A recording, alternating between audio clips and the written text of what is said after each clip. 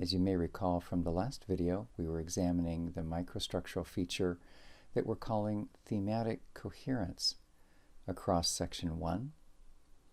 We had examined in particular the first 4 characters or relationships that are presented there by the sage. Those relationships in which the sage advised self-control lest the courtier respond with an excess of greed. You can see on the screen that corresponds to block 1A, self-control regarding the hazard of greed in 4 relationships. Then we moved to the second group of relationships, a group of 3, that begin in chapter 26, verse 1.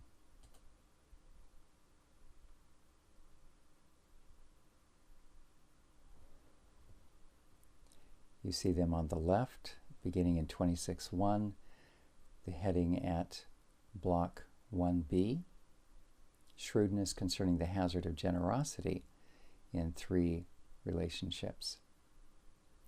And at that point, we observed that the third of those relationships, which was the seductively litigious, is the relationship that most obviously corresponds to what we anticipated based on the introductory sublecture. There, in verses 8 through 10 of chapter 25, we found the sage cautioning the courtier, don't rush into litigation too fast.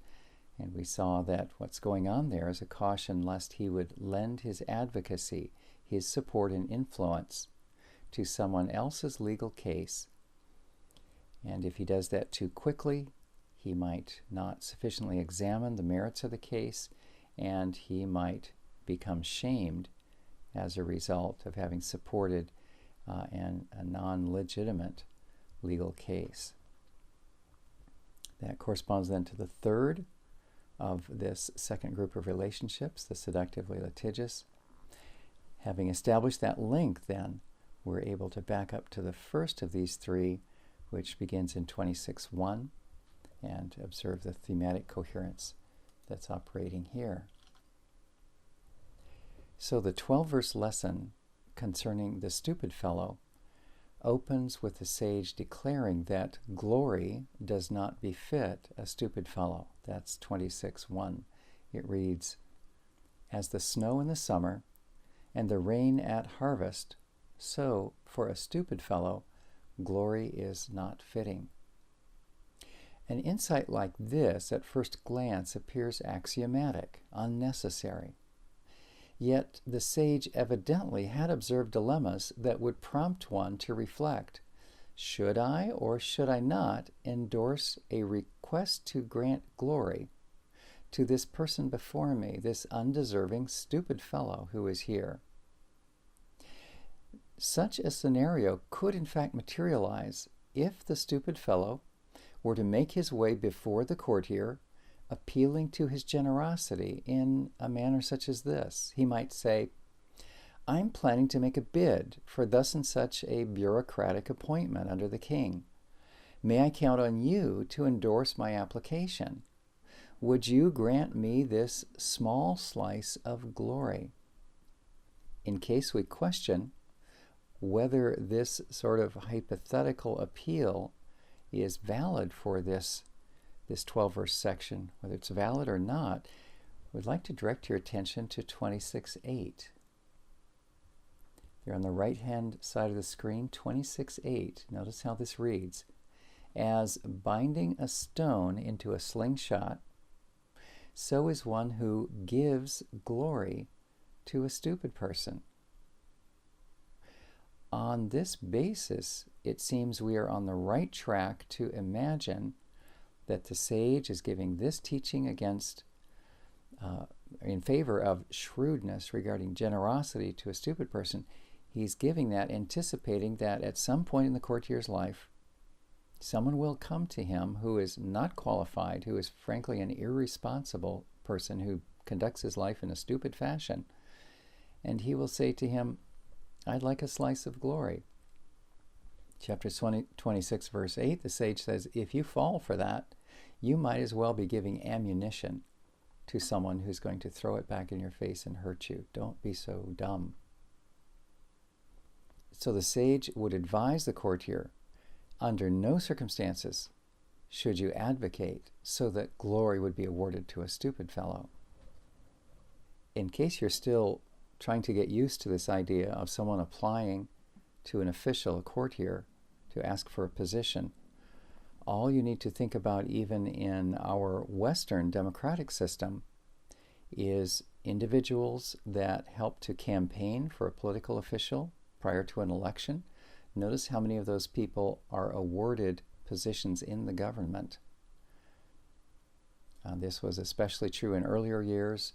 If you study history of presidential campaigns, say 100 or 120 years ago, but it certainly is true today as well. The fact that the sage has in mind a situation where the courtier must decide how to respond to such an appeal, this fact grows even clearer when we hear him issue 2 back-to-back pieces of wisdom, warning the courtier how he should reply. Notice that word, how we should reply to such an appeal or an overture. And here we're directing our attention to 26:4 and 5. You see it on the left. Do not reply to a stupid fellow in a manner corresponding to his folly, lest you become like him, even you. And 26 verse 5, reply to a stupid fellow in a manner corresponding to his folly, lest he become wise in his own estimation. So these specific back-to-back imperatives map out for the courtier how he is to respond if someone comes to him making a request. And based on the context, we understand that this request would be in the form of, please give me your endorsement so that I could win a position of responsibility which would put me into the limelight of glory.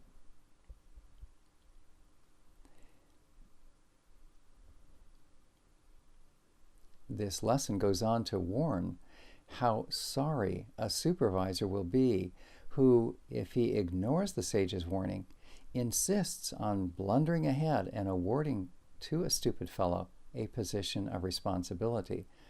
This picks up in the next verse, 26 verse 6, and continues through verse 11. Let's take a look at that. Imagine now this is someone who says, I don't care about the qualifications of the person appealing to me. Seems like a nice fellow. I think I'm going to award him some responsibility and consequently some glory. Such a person who hires that one, such a supervisor, the sage says, he amputates both feet. He drinks violence. Whoever sends messages, that is to entrust someone, sends messages by the hand of a stupid fellow. Thighs were dangling on account of lameness, and a proverb was in the mouth of stupid folk. So if you entrust to a stupid person a proverb and expect them to conduct themselves in wise fashion, and you're counting on them, why, that's really futile. It's like someone whose legs are damaged. This is not a pejorative comment on someone who may be handicapped. It's just saying, look, there are certain qualifications you need to do certain jobs, and that would be an unwise entrustment. Verse 8 we've already read. Verse 9, a briar has come into the hand of a drunkard, and a proverb into the mouth of stupid folk. So again, expecting to have responsible results from a stupid person when you give them equipment or training, such as giving them a proverb, why, that's like putting a weapon, a briar, a branch with thorns on it, into the hand of a drunkard. He's going to swing it around and hurt you. And so it goes through verse 11. The basic message then is, if someone appeals to you for advancement and responsibility, but that person is not qualified, then you would be foolish to capitulate and cooperate with their request for glory. Let's move on to the second of the three characters. After the stupid fellow, The sage then presents a 4-verse lesson concerning the incurable lazy fellow. This is verse 13 through 16 in chapter 26. There you see it on the left. In our outline scheme, it lands as the second unit in this block, the incurably lazy, 26:13 to 16. As the lesson opens, we hear this fellow, the incurably lazy, protesting. Notice verse 13. A young lion is in the street. A lion is in the middle of the marketplace. To grasp the import of this statement, one must consider its nature and what would elicit it. By nature, it is cautionary, defensive. Such a defensive response could be elicited by a prior probing as follows. Imagine a visitor coming to this lazy fellow and asking him, "Why are you, a perfectly capable person, not outside, earning a living for yourself?" And that probing could reasonably arise if the lazy fellow were to have initially appealed to the visitor, this wealthy courtier, in the following manner. I wonder if you would be compassionate enough to put in a word to the king on my behalf. From his largesse, I'm sure he can spare a recurring stipend to help me out. Why would I deserve this, you ask? Why don't I go out and earn a living? Well, I surely would, if only I could. But, you see, there are conditions beyond my control that prevent me. Why, in fact, there's a lion blocking my way. Surely you wouldn't want me to be mauled on the way to work now, would you? You seem like such a nice, compassionate, generous courtier. Do put my case before the king, won't you?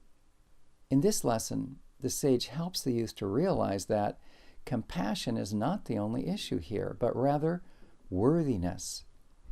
Able but unwilling to work, the lazy fellow merits no generosity. To his appeal for advocacy, the courtier must turn a wisely deaf ear. In contrast, in the final sub-lecture, the sage will ardently caution against averting one's eyes in order to shield oneself from noticing and generously contributing to the plight of those who are experiencing authentic need. If you wish, take a look at 28, verse 27. That's the final sub-lecture.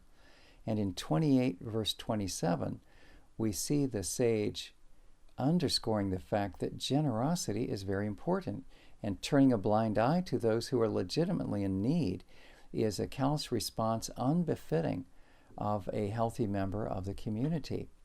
So we wish to underscore the fact that he's tough on the lazy person is not an indication that the sage endorses an uncaring spirit. Much the contrary.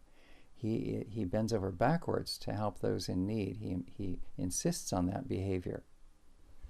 But in this case, to do so would be enabling the laziness of the person who's unwilling to help himself. This brings us to the third character, the seductively litigious. He's the final character appealing to the courtier's sense of generosity by asking him to lend undeserved advocacy to his appeal. He appears in chapter 26, verses 17 through 28. The sage opens in a manner that recalls the introductory caution. All the way back, we're saying here in the introductory sublecture, chapter 25, verses 8 through 10. To assume a role of advocate in someone else's plea for justice is hazardous business. This is how the sage begins in chapter 26, verse 17. See it there on the left? It reads, "As one who grasps a dog's ears, so is he who becomes enraged concerning a litigation not his." There is a good chance that your well-intended efforts will backfire, even when motivated by a genuine concern for justice. Why is this true? The sage will explain it's for this reason, because in reality, far too many persons are driven by impure motives as they pursue justice for themselves. We see this in 26:23 and verse 25. 23 reads, silver consisting only of silver dross, which has been overlaid on earthenware. Such are persons who set lips on fire with wrong motives.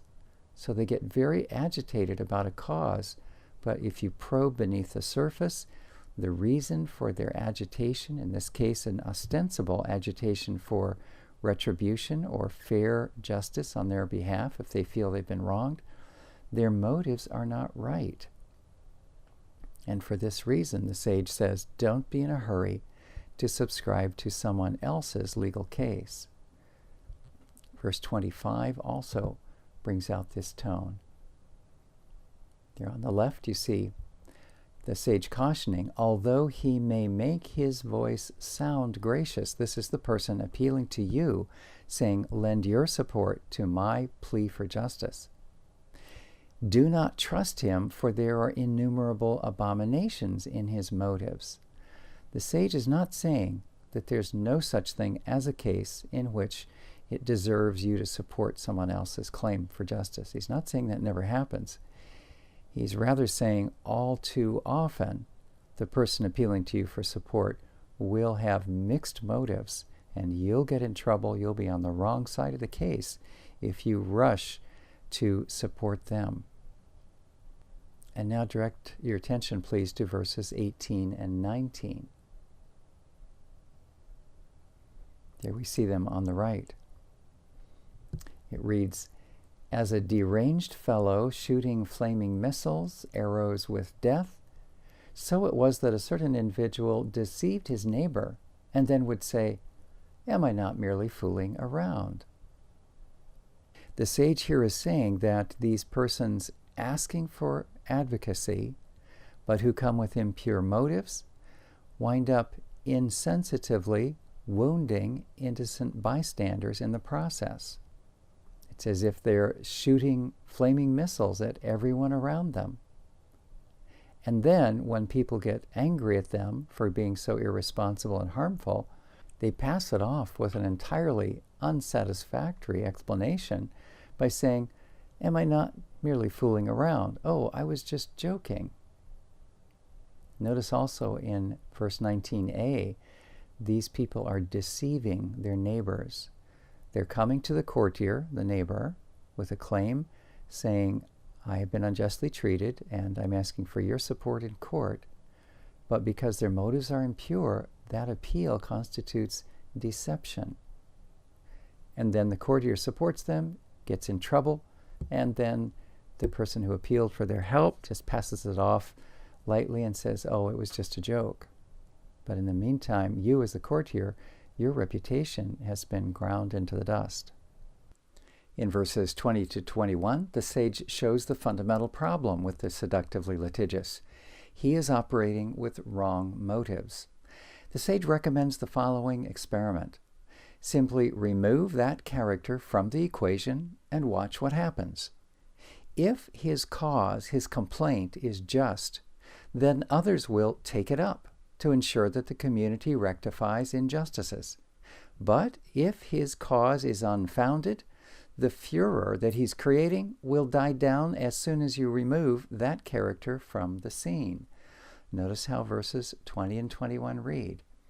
For want of wood, a fire will die down, and when there is no slanderer, strife will grow silent. Charcoal fuel is to red-hot coals, and wood is to fire, as a contentious person is to the kindling of strife. Then in 22 and 3, the sage answers an implied question, namely, if the litigious fellow's claims are hollow, as established in the previous two verses, how is it that so many get swept up by his cries for justice? The sage explains, first, that what this fellow peddles namely slander, is so dangerously delicious that it's nearly irresistible, like serving an exotic piece of dessert. Notice verse 22. Words of a slanderer are like delicacies, so they are what descended deep within. Here he's explaining that what the slanderer peddles, the news that he spreads, because it is slander, then people find it very appealing. Unfortunately, it appeals to their base motives.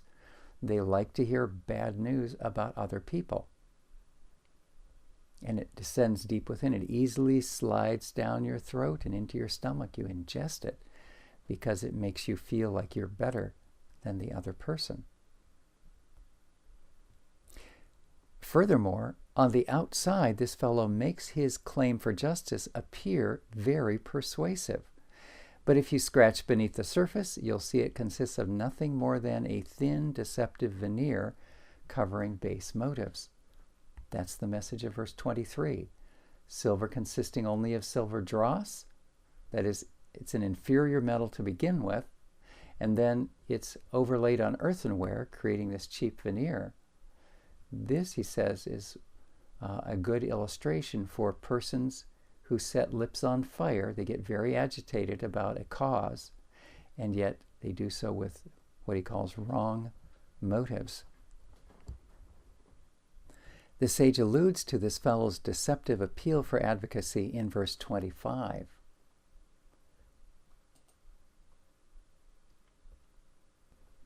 And now we can see that on the right page. Although he may make his voice sound gracious, do not trust him, for there are innumerable abominations in his motives. This fellow will wind up publicly discredited. We find that in verse 26. Hatred may cover itself with guile. That reminds us of verse 23, the silver veneer over earthenware. Its wickedness can be uncovered. Now he's talking about the exposure. Uncovered through a juridical assembly. So if the community comes together in formal legal proceedings and interrogates this fellow, cross-examines his claims, then it will be possible to peel back the veneer and expose the base motives beneath. So he will wind up publicly discredited, verse 26, and he will wind up a victim of his own covert efforts to ensnare others. That's verse 27. He winds up a victim. Notice how it reads. One who digs a pit. That's describing this seductively litigious fellow. Into it he will fall, and one who rolls a stone. These are his bad motives with his anger, and he rolls it, hoping to harm others. Eventually, the sage assures the reader, on him, to him it will return. And in verse 28, we see a picture of him basically pathetically slipping on the banana peel of his oh so clever speech. Let's notice verse 28. The top of your right screen. A false tongue, that's deceptive speech, keeps on hating those whom it crushes. Notice he's not interested in justice. He's interested in revenge, hatred. He will crush someone, but it won't be to rectify justice. It will be bitterly to get even, or worse.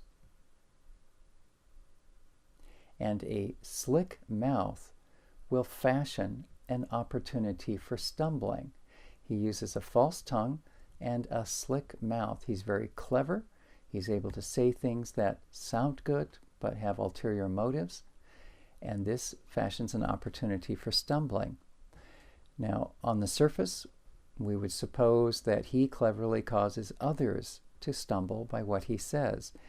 But I hope by now you're getting to know the message of the sage well enough to realize that he is a firm believer in retributive justice. And that is the message of the previous verse, 27. He digs a pit, but into it he falls. So similarly, when he talks about an opportunity for stumbling, we should hear within this that the sage is not simply saying his deceptive speech will trip up someone else, But like that pit that he dug and fell into, his tricky, slippery speech will cause his own self to stumble.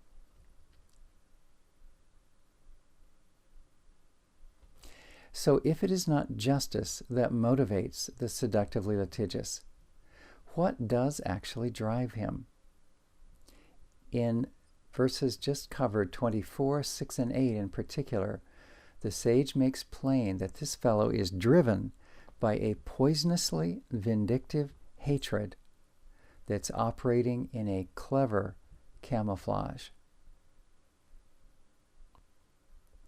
This brings us to verse 1 of chapter 27. And let's advance the screen, put that on the left side. You'll notice that this is described as Unit 4, namely second cumulative recap, beginning in verse 1, extending to verse 4. Just as the previous block, block 1A, and that was the block that dealt with self-control regarding greed and those 4 characters, 4 relationships, just as that block closed with a 4-verse recap. Where was the recap? The last 4 verses of chapter 25, verse 25 through 28.